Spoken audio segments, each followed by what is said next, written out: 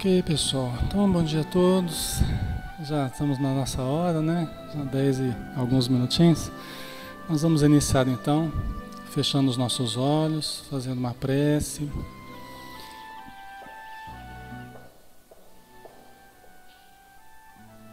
Elevando o nosso pensamento ao nosso querido Mestre Jesus, pedindo a proteção para os nossos trabalhos dessa manhã, pedindo ajuda para tudo o que formos realizar nesses minutos que passam tão rápidos na nossa vida, mas que tão importantes na consolidação do nosso equilíbrio, da nossa paz interior, da nossa saúde, do nosso entendimento.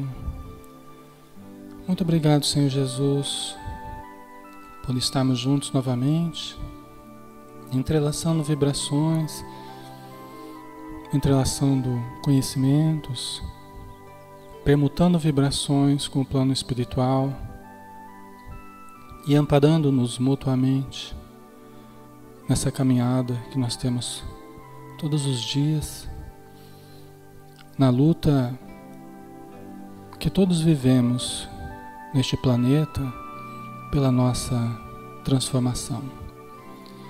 Que o Senhor possa abençoar a todos nós e a toda a espiritualidade que nos envolve, a todos os irmãos necessitados que foram trazidos para este salão há muitas horas, no plano espiritual, recolhidos por toda parte, muitos desorientados, mas que encontram aqui um porto seguro, encontram aqui um oásis de luz, encontram aqui a fonte viva do Teu Evangelho. Que os nossos corações possam se iluminar, que a nossa mente possa se ampliar e que as nossas vibrações possam sintonizar com as Tuas vibrações, Senhor, hoje e sempre. Que assim seja.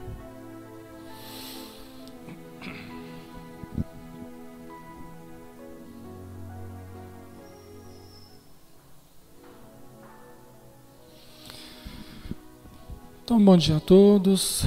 Vamos lá, né? Vamos continuar o nosso estudo do livro Nos Domínios da Mediunidade.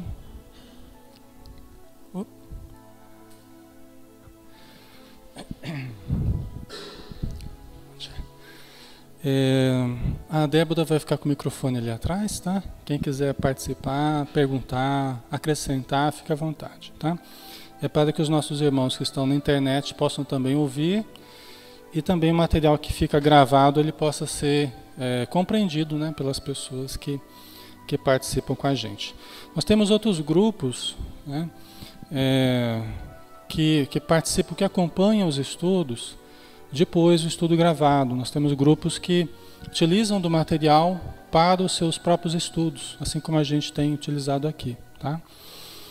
Então vamos lá, nós estamos no capítulo 23, terminando o capítulo 23, falando sobre a fascinação. E o André Luiz e o Hilário e o Aulus, eles estavam vendo um caso, né, de uma moça que estava sendo obsediada, né? Ela estava, ali o espírito estava ali engalfinhado com ela, eles até afastaram um espírito, né, que estava ali no processo de muita influência sobre a moça. Nós estamos numa reunião mediúnica e dentro dessa reunião mediúnica eles estão observando os fenômenos que ocorrem, né? Quando uma pessoa fica ali tomada durante a reunião mediúnica, então eles estão analisando. Porque nós temos, por exemplo, na mesa da reunião mediúnica, sentam ali os participantes, né, os frequentadores que fazem parte da equipe, e ficam algumas cadeiras, alguns bancos para as pessoas que vão ser auxiliadas, tá? Então André Luiz vai contando isso. Só que dentro dos doentes que vão ser auxiliados, nós temos ali algumas pessoas que em certos momentos elas dão passividade, às vezes para algum espírito. É natural que ocorra, né? E a casa espírita está preparada para isso. Tem né, a instrumentação adequada para acompanhar esses casos. Tá? Então eles estão analisando esse caso, inclusive o Raul Silva, que é o doutrinador, aquele que conversa com os espíritos, ele está ali tentando conversar com a entidade. Porque a moça está ali falando de uma maneira incompreensível, e o Raul Silva tentando doutrinar, né? E aí ele explica, o Aulus explica, que é um caso de um pouco mais de 1000 anos que aquele espírito está naquela situação de desequilíbrio. Isso tinha a ver com a Itália, com a velha Toscana. Então ele falava um dialeto antigo da Toscana. Por isso ela não falava o português. A moça, quando estava sentindo a influência do espírito, ela não falava o português. Ela falava a língua que o espírito pensava ainda, da antiga Toscana, né? Aí nesse ponto o Aulus começa a explicar, né? O obsessor, por mais estranho pareça, jaz ainda enredado nos hábitos porque pautava a sua existência há séculos.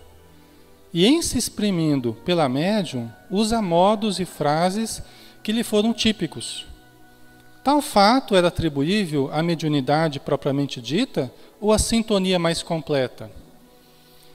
O problema é de sintonia, informou o assistente, né? Porque perguntaram ali, né?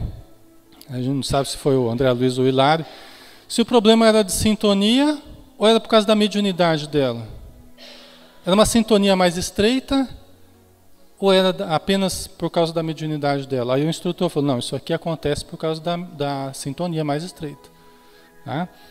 Porque eles estão tão absolutamente envoltos um no outro, o espírito e a médium, e a obsediada, que ela dá passividade quase de modo absoluto. Por isso que a gente dar passividade não é o grande problema. Nós sermos médiuns existem por toda parte. Todo obsediado é um médium.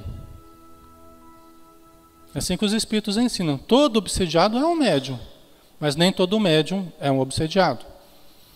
Então, darmos passividade, sentirmos os espíritos, é apenas a possibilidade que nós temos de sentir a espiritualidade, de sentir os necessitados. Agora, se nós vamos ajudar, nós temos que nos distinguir do espírito.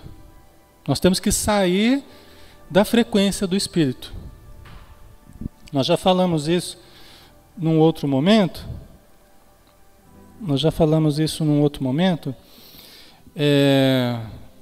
Se um médium ele vai para a reunião mediúnica sem preparo adequado, se ele não muda hábitos, se ele não muda conceitos, né, sentimentos, vai fazendo o trabalho de reforma, de alinhamento do seu mundo interior, ele pode até dar passividade, e vai frequentemente dar passividade nas reuniões.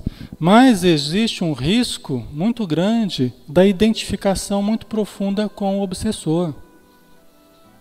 Porque se nós, enquanto médiuns, nós não nos distinguimos daqueles que a gente pretende ajudar, a gente entra muito na sintonia deles.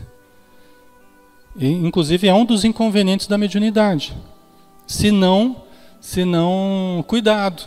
não cuidarmos da parte moral. Vocês entendem? Há sempre o risco da obsessão. Por quê? Porque eu, enquanto enfermeiro, trabalhador da reunião mediúnica, eu preciso estar numa sintonia diferente do espírito. Senão, se há uma identidade, o espírito gosta de fumantes e eu gosto de fumar. O espírito gosta de quem bebe e eu gosto de beber. O espírito gosta de falar palavrão, eu também gosto no meu dia a dia. Né? Então vai havendo uma sintonia muito estreita entre aquele a quem a gente pretende ajudar e entre o médium. Né? Não pode haver essa sintonia tão estreita. Né? Nós podemos ajudar mediunicamente, mas devemos nos distinguir moralmente, tá? Se a gente quiser realmente ajudar. Aqui no caso é tão grande a sintonia da moça com esse espírito que ela dá sintonia, ela dá passividade quase absoluta. Só esclarecendo, semana passada a gente explicou, esse espírito, ele foi um estrangulador na velha Toscana, tá? Ele matou os próprios pais pelo jeito, por influência dela, por influência dessa moça, que está reencarnada, logicamente, né? Passaram aí mais de 1000 anos. Mas você vê que foi tão grande o drama consciencial que ele viveu, foi tão profunda a queda dele, que ele ficou cristalizado nesse ponto, no tempo e no espaço. Ele ficou cristalizado nesse sentimento de culpa. E ainda persegue ela por causa disso. Porque ela o influenciou para matar os próprios pais, né? Imagina o drama que é, né?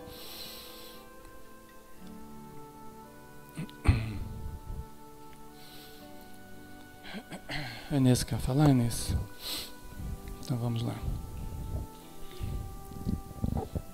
Alexandre, outro dia... Fala no microfone, Inês. Sexta-feira. Isso. Eu estava no salão de beleza e isso algumas vezes aconteceu já. A dona do salão, ela... Para mim aquilo é influência que ela tá, sabe, assim, ela de repente assim, ela começa a falar de um modo estranho, que ela tá dando passividade para mim, sabe? Porque ela muda assim totalmente e começa a falar palavrão. No salão de beleza? É. A mulher que corta o cabelo? A dona do salão.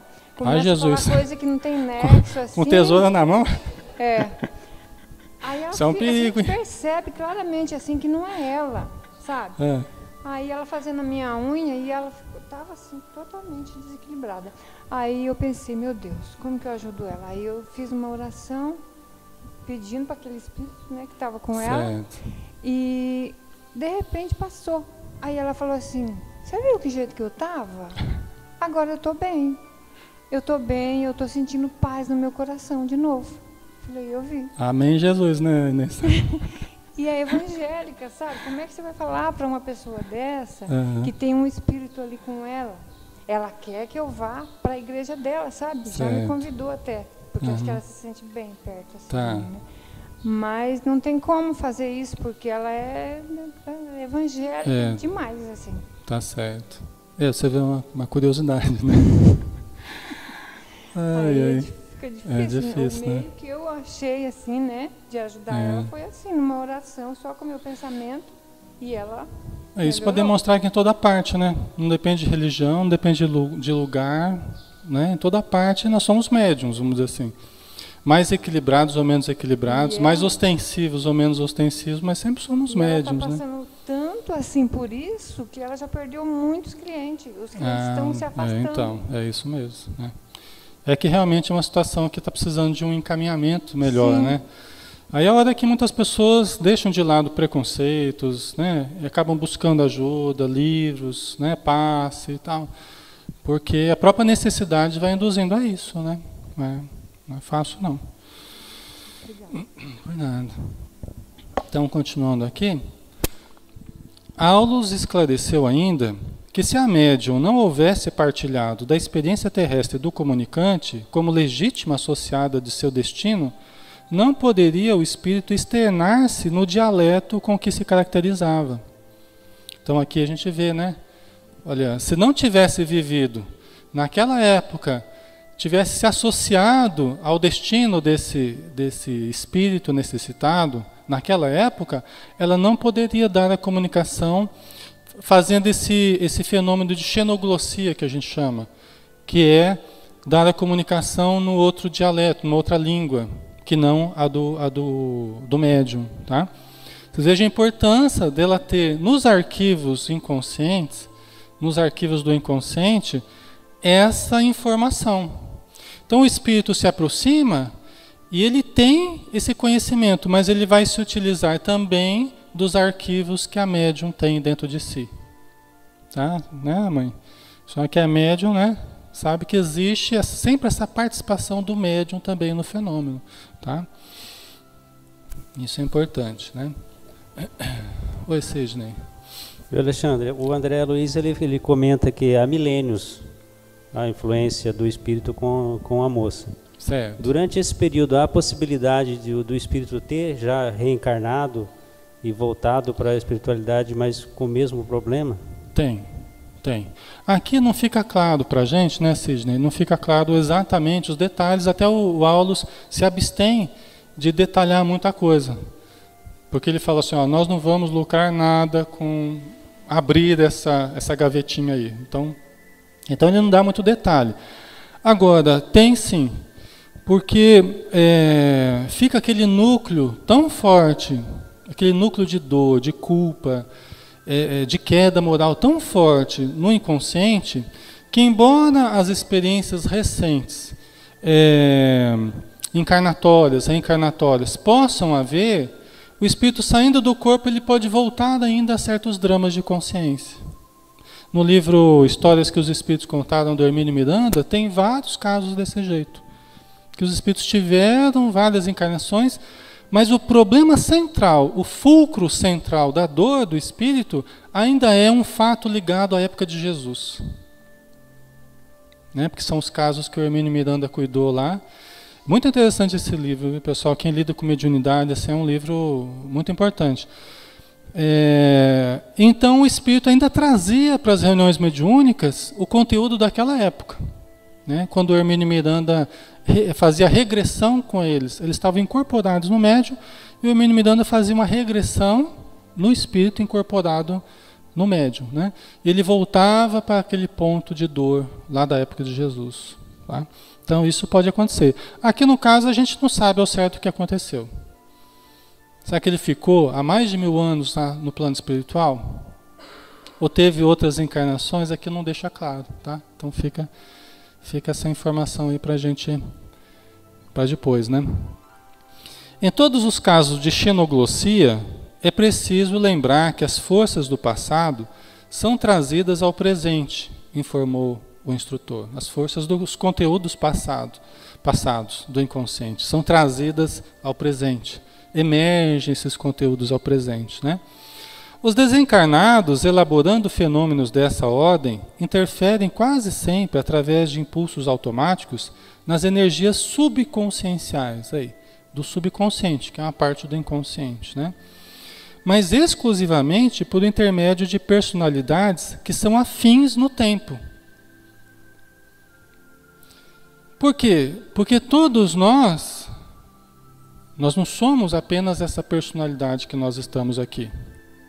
Todos nós temos um conjunto de outras personalidades que nós já vivemos na Terra. O ser total a gente chama de individualidade. Então nós somos uma individualidade ao longo dos milênios aí, né? Mas quantas personalidades nós já fomos? Quantos nomes eu já tive? Quantas famílias eu já convivi? Quantos empregos quantas profissões nós já tivemos? Né? Quantas personalidades nós já compomos no tempo?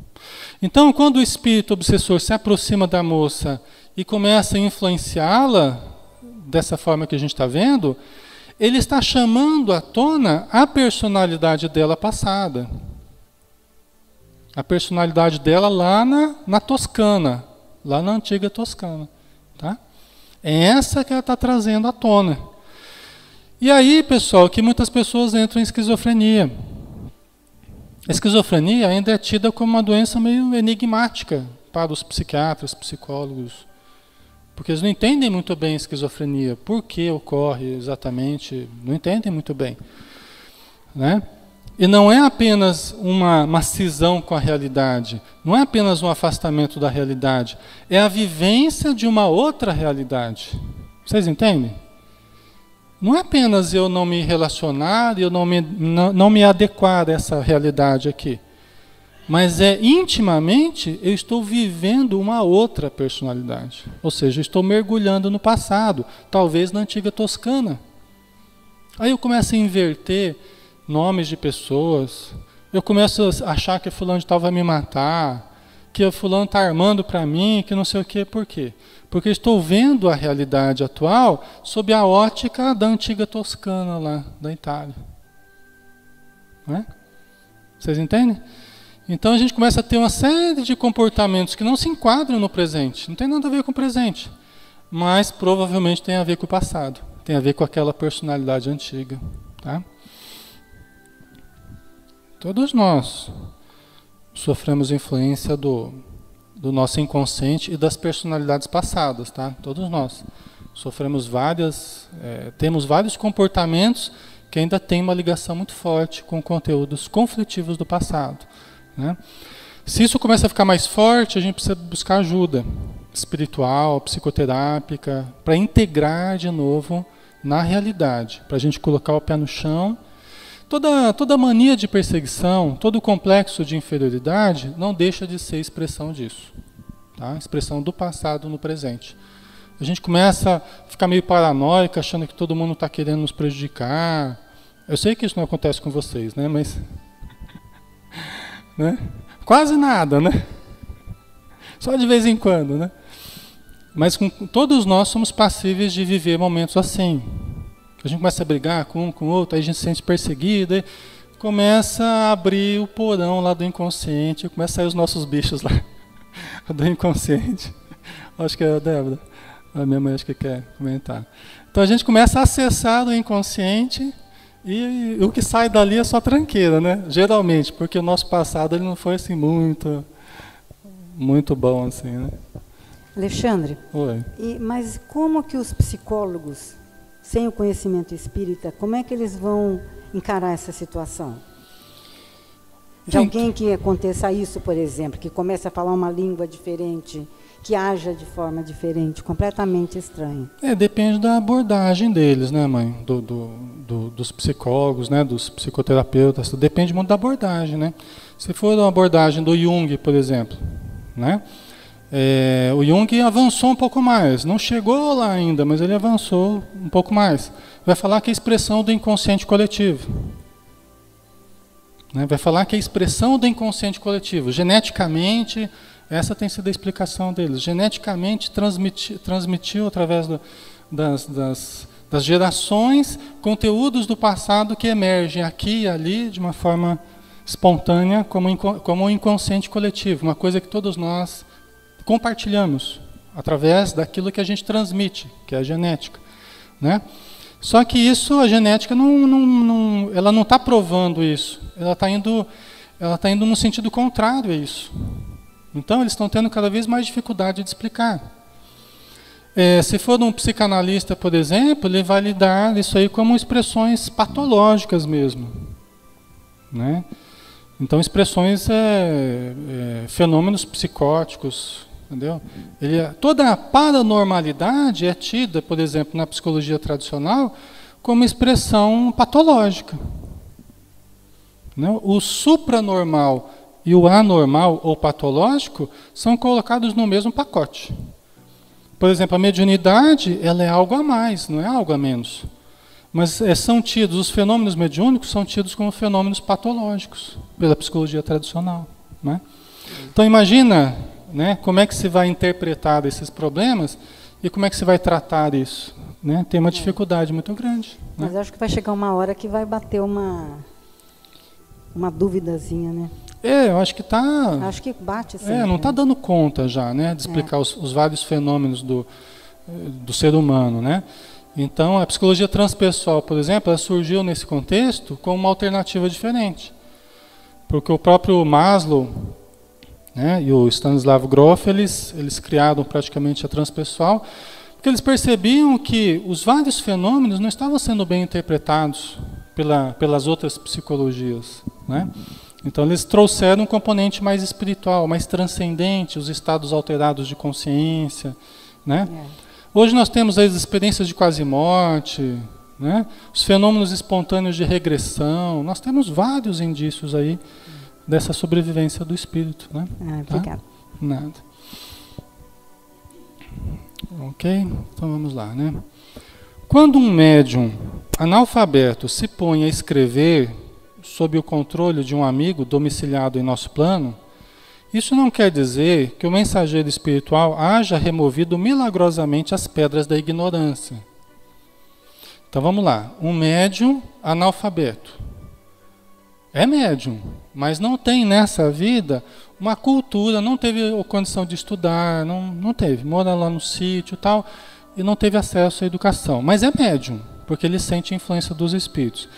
Se ele se põe a escrever, não quer dizer que o espírito que vai se comunicar, ele removeu totalmente a ignorância da pessoa de uma hora para outra. Não quer dizer isso, é o que ele está dizendo aqui. Não quer dizer que o mensageiro espiritual haja removido milagrosamente as pedras da ignorância do médium, né? Mostra simplesmente que o psicógrafo, que o médium, o psicógrafo, traz consigo de outras encarnações a arte da escrita, já conquistada e retida no arquivo da memória, cujos centros, né, os centros da memória, o companheiro desencarnado consegue manobrar. Então fica bem claro, né? Então, o Chico Xavier, ele teve uma formação muito precária durante o período escolar, assim, né? Uma formação precária, lógico, aprendeu a ler e escrever. Mas o primeiro livro dele, qual foi? Qual foi o primeiro livro do Chico Xavier? Parnaso de Além Túmulo. Um catatal desse tamanho, repleto de poemas, poesias, dos maiores nomes da poesia brasileira. Né? Augusto dos Anjos, Casimiro de Abreu, né? Castro Alves, Guilherme de Almeida e vários outros. Foi assim, um boom assim, no meio literário. No meio literário isso aí foi um boom, foi uma bomba que caiu, né? Alguns jornais até começaram a questionar, falaram, puxa, ou esse cara aí é o maior embusteiro que já existiu, o maior enganador, o maior especialista, né? Ou o fenômeno, ou tem alguma coisa diferente acontecendo aí, né? Então muitos começaram a questionar, por quê? Porque alguns especialistas naqueles autores começaram a identificar realmente elementos daqueles poetas, né? Então, era um fenômeno absolutamente extraordinário. Agora, o que aconteceu? O Chico, com aquela precariedade toda, de repente ele dá passividade a tanta beleza, a tantos recursos. Provavelmente ele teve um acesso, uma cultura mais ampla em algumas de suas encarnações. Entendeu? Provavelmente os espíritos encontraram nele recursos que precisavam. E ainda assim, curiosidade, né?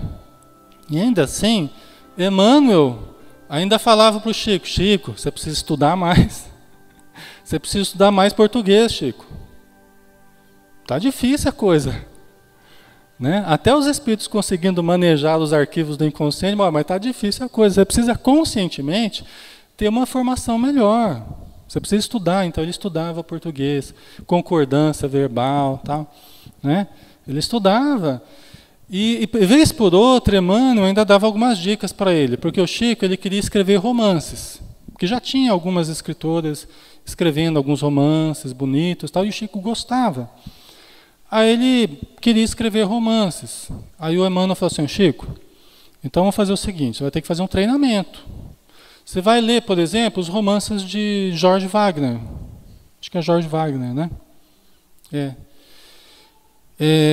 Que era um escritor já, que existia, consagrado. Então você vai ler porque é um estilo, por exemplo, que nós vamos usar. É um estilo que vai ser útil para a gente. Então o Chico começou a ler alguns livros de George Wagner. Tá? E por quê? Porque isso iria facilitar depois os espíritos escreverem através dele. Por causa do estilo, né? O modo de passar aí o romance e tal. Então veja a importância, por exemplo, dos médiuns estudarem, né? A importância da gente ter elementos, você se deter algumas horas por dia, ou uma hora, algum tempo por dia, lendo livros bons, livros de poesia, de histórias, de contos, né? Romances, livros de estudo. Porque chega uma hora na reunião mediúnica que nós podemos dar passividade a um espírito iluminado, um espírito que vem ajudar ao grupo, mas qual fator de sintonia nós temos para dar passividade a um espírito de luz? Para dar passividade aos sofredores, não falta fator de sintonia para a gente, né? Porque é o que mais tem, a necessidade dentro de nós e identificação com os sofredores, né? Agora, e com os espíritos de luz? A gente percebe que os médiuns têm muito mais dificuldade de dar passividade para os espíritos de luz. Vocês entendem a importância da gente criar também fatores de sintonia? E os espíritos vão usar esse material que a gente lê, esse material que a gente estuda. Isso vai aparecer nas comunicações, não tem problema nenhum, tá? Mas isso é um fator de sintonia importante. Então, quando o médium analfabeto se põe a escrever sob o controle de um amigo domiciliado... isso aqui a gente já leu tudo, né? A gente já falou sobre tudo. Oi, pai. Acho que... isso aqui a gente já comentou. Então, daqui a pouquinho a gente avança. Oi, fala, pai. O Alexandre, o Fernando Lacerda, aquele médium português, né? Que recebeu uns trabalhos até antes do Chico, né? Tá. Ele questionou com os espíritos que orientavam ele na necessidade de saber, né? De ter algum conhecimento, né? Uhum. Aí o espírito respondeu pela psicografia, mas colocou uma palavra, ele era culto até, né? Certo. Mas colocou uma palavra que ele desconhecia. Aí ele psicografando, ele parou na palavra. Tá. Aí falou, a resposta está aí, né? O Fernando Lacerda, o espírito querendo dizer que precisava estudar, porque ia ter muita coisa que ia surgir de palavras, até palavras que não fosse muito complicada, mas que o médium desconhecia, e sendo, no caso, consciente, ia ter problema, né? Agora, o Chico, eu estava lendo uma parte da biografia dele, de um companheiro que conviveu com ele muito tempo. Ele fala que, sabendo dessa necessidade do Chico, uma professora lá de Pedro Leopoldo se prontificou a dar aulas de português para ele. E ficou por quase um ano, acho que uns 3 dias por semana, numa tarde, dando aula para ele. Então, é isso. É isso mesmo, a importância de estudar, né? Quanto mais elementos a gente tiver, os espíritos comparam essa questão ao médium a uma máquina de escrever. Tá? Vamos pegar uma máquina de escrever, ou mesmo um teclado de um computador, vamos pensar assim, né? Então você tem lá as várias teclas. Eu, espírito, vou chegar e vou, né, tentar digitar aqui uma mensagem. Pode ser uma máquina, pode ser o teclado do computador. Mas de repente está faltando uma tecla. Está faltando várias teclas no meu teclado. Aqui está com problema, né? A mensagem vai sair prejudicada. Por mais que o espírito queira transmitir uma mensagem correta, o resultado final vai sair prejudicado. Por quê? Porque quais os recursos que ele conta? Com as teclas completas ali, com bastante recurso, ou faltando várias teclas? Aí a mensagem sai prejudicada, né? Por isso que quanto mais recursos nós tivermos, melhor, né? Mais teclas a gente oferece para os espíritos manejarem, né? Então vamos lá. Hilário concluiu então que se a enferma fosse apenas médium, sem o pretérito de que dava testemunho, a entidade não se exprimiria por ela nenhuma expressão cultural diferente da que lhe era própria. Aulus confirmou esse pensamento. Sim, sem dúvida alguma. Em mediunidade, há também o problema da sintonia no tempo. Não é apenas sintonia, mas sintonia no tempo, né? Na mediunidade, nós temos que levar isso em consideração também. Poderia até dar passividade, mas não daria da forma que estava dando. Teria uma aparência, teria um formato diferente essa comunicação, tá? Mas como ela tem uma sintonia no tempo com o espírito, ela consegue falar um dialeto que hoje ela não conhece, mas que está nos arquivos do inconsciente dela. Tá? Na sequência, André ajudou a separar, de algum modo, o algoz da vítima, que estava ali engalfinhado e tal. Conquanto, segundo informou Aulus, eles continuassem unidos pela fusão magnética, os laços vibratórios. Tá? Foram separados na hora da reunião ali, mas eles estavam ligados ainda magneticamente, mesmo à distância. Companheiros da esfera espiritual retiraram o espírito obsessor, encaminhando-o a certa organização socorrista, mas mesmo assim a doente gritava, afirmando estar à frente de medonho estrangulador em vias de sufocá-la. né? Então ele foi retirado, foi levado para uma instituição socorrista, o obsessor, e a médium continuava afirmando estar diante de um estrangulador. Né? Às vezes tem pessoas que sentem como se estivesse alguma coisa apertando, alguma coisa, não só no pescoço, mas, né, muitas vezes algumas influências dão sensações em nós no nível físico. Né? Eu sinto como se alguma coisa estivesse puxando, estivesse apertando. Não tem efeito sem causa. Não tem efeito sem causa. Frequentemente a gente sente certas presenças. Tá? Às vezes ligadas ao nosso passado, né? Frequentemente ligadas ao nosso passado espiritual. Né? Então, ela ainda acusava essa presença aí. Né? Por isso que os espíritos influenciam até a distância. Até a distância eles nos influenciam. Por fenômeno telepático. Né? Até a distância eles nos controlam.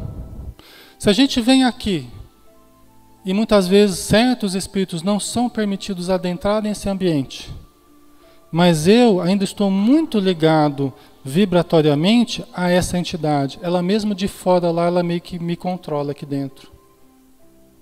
Por isso que o nosso esforço de nos manter acordados diante de uma palestra, um estudo, todo esforço de manter a oração, né? Porque às vezes eles vão, mesmo à distância, eles vão nos induzindo ao sono, para não aproveitarmos os estudos. Isso acontece muito. De manhã é mais difícil, né? Porque a gente dormiu a noite inteira já, né? Mas à noite, você pega uma reunião às vezes à noite, né? Que já teve o dia inteiro de trabalho e tal, aí fica mais fácil ainda às vezes de influenciarem a gente, né?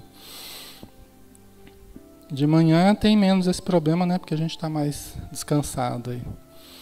André perguntou-lhe sobre o remédio definitivo à dolorosa situação.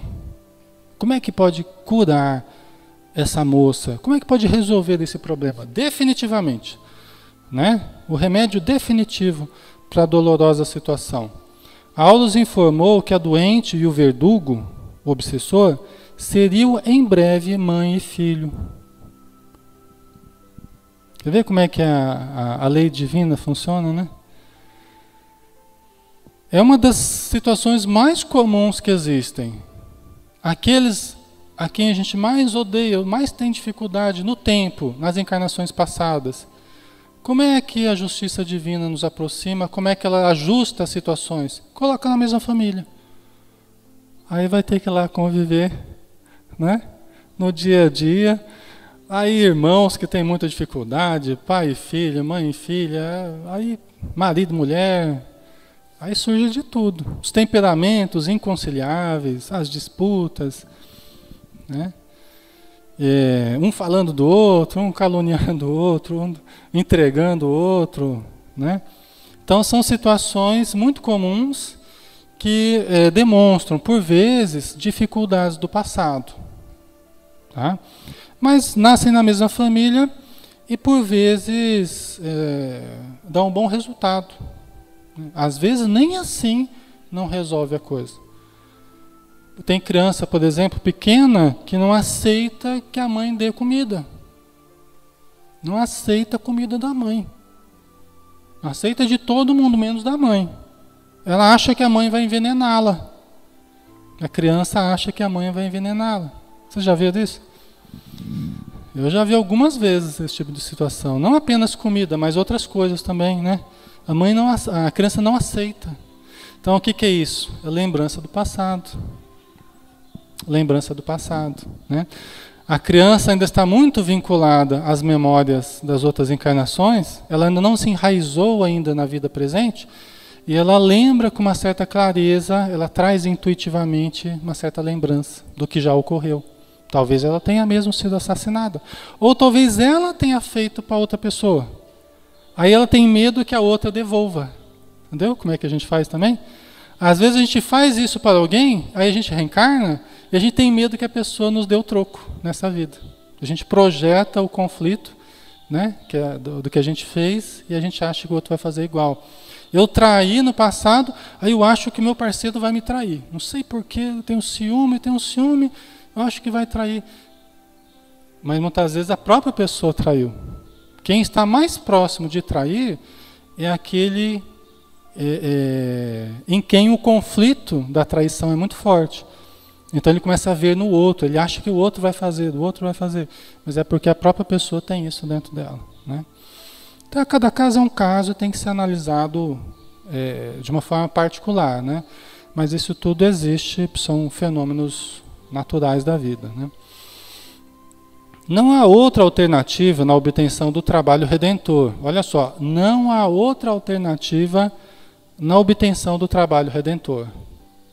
Tem que nascer mãe e filho. Nesse caso específico, tem que nascer mãe e filho. É a coisa mais natural que existe.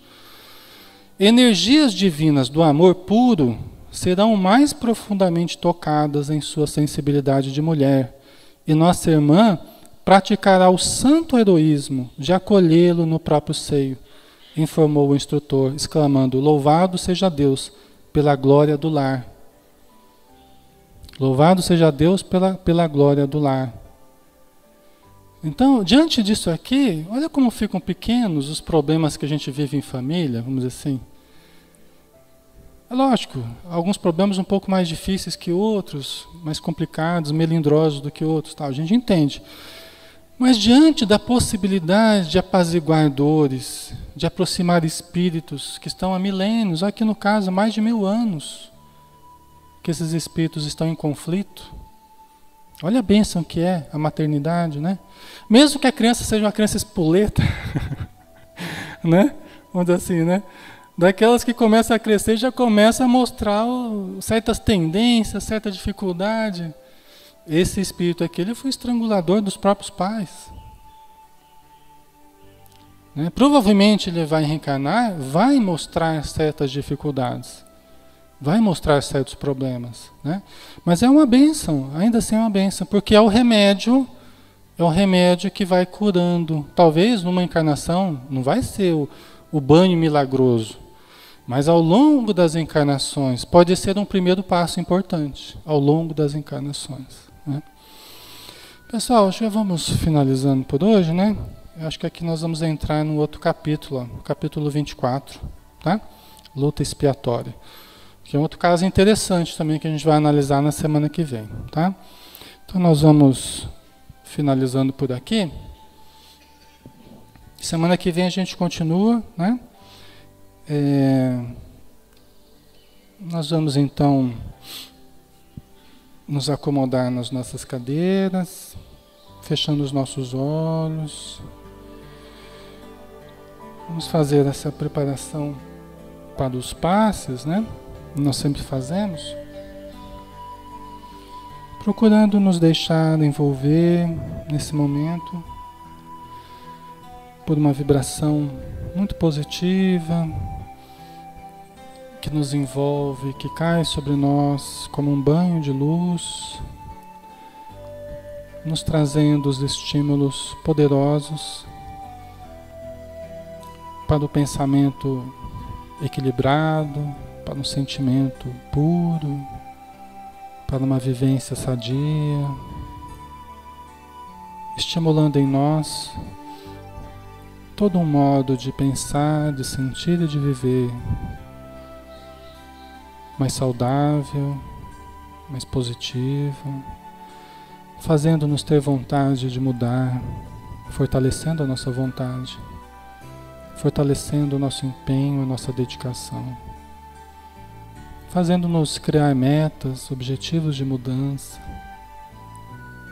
estabelecendo prioridades essenciais para a nossa vida. Neste momento, esses fluidos generosos, acompanhados de um pensamento muito positivo que os espíritos lançam sobre nós, vão estimulando os nossos centros de memória, centros de atenção, de raciocínio, de intuição, centros emocionais, para que vivamos emoções sublimes, emoções diferentes do que nós costumamos experienciar, estimulando todo o nosso organismo de forma que possamos sentir a leveza, a serenidade, a paz, a saúde, o bem-estar, talvez que há muito não sentimos, mas que nós podemos experienciar isso aqui.